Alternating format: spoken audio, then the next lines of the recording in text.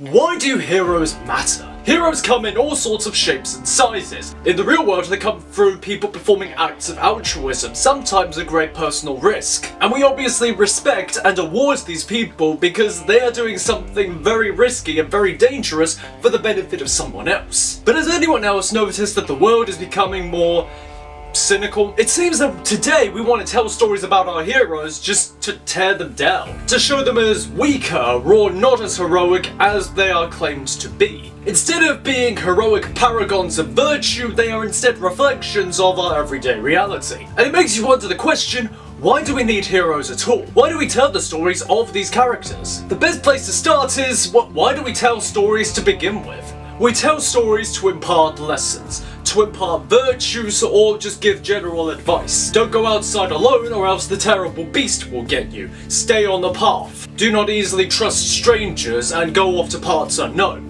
Many of these are stories aimed at children, but most of all, when it comes to storytelling, we rely on seeing it through someone's perspective. Be it someone who was there, a protagonist, or sometimes an ethereal third person. Really what this comes down to is because we are social beings. We rely upon other people, not just in terms of teamwork and in terms of survivability, but we also rely on other people in order to learn and grow ourselves. And it's through emotion. The emotional telling of a story that we connect, that we more easily retain these stories, and that we are imparted with them, and they are far more likely to last for far longer. One possible theory is that because the hippocampus deals primarily with memory and more the analytical side of remembering, in the retention and recall of knowledge, whereas the amygdala is what deals in emotion. And so engaging those two separate portions of the brain makes them more likely to stick and connect within the brain. I mean, it often makes sense. I mean, you don't remember the boring lecture and what was in it, but you remember that the lecture was boring. And it's through this needing to see of a story through someone's perspective that we got our early heroes. The earliest stories, such as with Theseus, Gilgamesh, Jason, the biblical stories, or the Nordic Eddas. These were stories which looked at someone's particular perspective, and we called these people often heroes. But they didn't really fit the typical image of heroic characters we would have today. More often than not, a heroic character would be a manifestation of the reality that those people who wrote that story were living. Take for instance Theseus, who was a representation of Athens. But what is it that separates a hero, therefore, from a protagonist? Well, it's that the protagonist is the eyes of the story, who the story is based around, where all the events revolve around, or where they directly impact the events of the story. But a hero is another character entirely, one which comes pre-packed with traits, but certain innate qualities, be it a certain honour, a virtue, a higher nobility, or sometimes even flaws like hubris or great rage. What it seems to separate heroes from protagonists is the great hardship they go through, and that their motivation is not based in selfishness, but more often than not in reasons outside of themselves. Take for example the motivation of Odysseus, who's considered a great Greek hero. By our modern standards, he'd be considered more of an anti-hero probably, as he's quite the trickster. He's not really as morally sound as perhaps a character like Batman. But what motivates Odysseus is love, ultimately, and a desire to return home to his wife and son. And along the way, he tries to save as many of his crew as he can from these terrible creatures that they come against. But Odysseus is not the sort of character that people typically think of first when it comes to heroes. We know who that is. The year was 1938, when the Red Blue Boy Scout first graced the pages of DC Comics, in Action Comics #1. And with Superman's arrival comes the template for the modern hero. From the very beginning, his origins are there. Doom Planet blows up, goes to space, Space Moses comes to Earth, has powers, and vows to do good for his adopted world. It's all been there since the start, and the allegorical allusions to Moses already paint a significant picture of what kind of character Superman was supposed to be from the beginning. Sure, he was an immigrant from the beginning, but one that felt the pull to a higher calling and sought to do good for their adopted people. Okay, solid characterization from the start, but where did it go from that to moral paragon? With World War II, of course! Why don't you know, with World War II comes Nazis to punch and propaganda to print.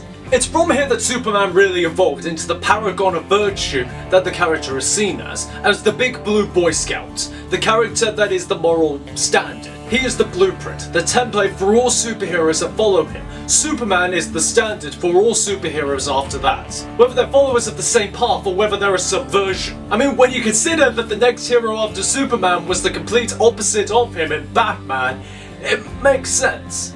We turn to these heroic characters because they set an example of who to be, of how to act, of what to do, and ultimately how to do good in our world. As children, we're drawn to them for their strength, for their ability to punch the bad guys, to save the day, save the damsel in distress, and fly off into the sunset. That's what all of us kids are drawn to. But why do we stay? As any real comic reader knows, more often than not, you read one comic, you read them all.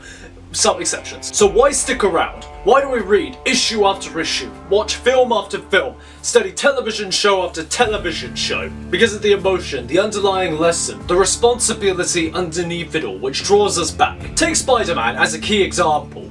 As kids, we're drawn to the costume, the powers, the fighting of the bad guys, all the window dressing that makes it palatable to a childish mind. But as adults, we return to the character of Spider-Man because at its core, the character is about managing his responsibilities, aiming to do good, and trying to balance all aspects of his life while still being a morally good person. And that is something that is easily relatable to many of us. Sure, we can't stick to walls or shoot webs out of our wrists, but we can all relate to the same struggle of trying to do good in a world which constantly tries to want to beat us down over the head. Which is what sits at the core of this question. Why do we need heroes? We need them to set the standard. We need heroes to inspire us, to know that it is possible for us to do the same. We don't all have powers or wealth or amazing fantastical adventures. What we do have is the capacity for good. To be able to make one difference in someone's life today, to do one random act of kindness at a time, to help our fellow man, to be responsible, to be morally virtuous, to be honourable, respectful, to be humble, to be good people. It's all kind of epitomised when we go back to these cynical subversions that people try to tout out, like these latest examples, for example. Do you know how many versions of these subversions, of these cheap copies, have been around for decades? For the last decades. They've come and they've gone. No one remembers them, because the heroes that they actually inspire, the heroes that inspire us, they stick around. Because unlike those parodies, those facsimiles, they actually have something to say, and they actually have something to teach us. What do you make of all of this? Comment down below with your thoughts. And if you want to see some more videos from here, why don't you go and check out our video on Rachel Zegler and how she kind of ruined her own career. But until next time, thank you all for watching and be seeing you.